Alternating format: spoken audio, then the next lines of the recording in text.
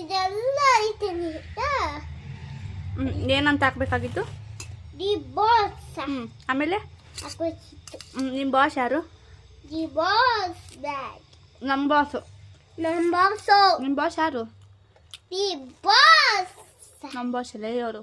ನಮ್ಮ ಬಾಸ್ ಅಲ್ಲೇ. ನಿಮ್ಮ ಬಾಸ್ ಹೆಸರೇನು? The boss fan. ಯಾರು ಡಿ ಬಾಸ್ ಫ್ಯಾನು? ನಮ್ಮ ಬಾಸ್. ನಿಮ್ಮ ಬಾಸ್ ಹೆಸರೇನು?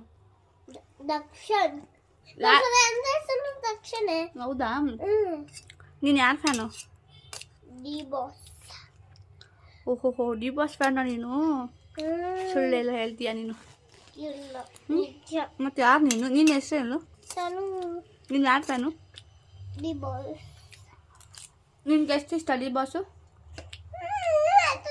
ಹೇಳ್ಬಾರ್ದು. ಮತ್ತೆ ಯಾವ ಥರ ಹೇಳ್ಬೇಕು?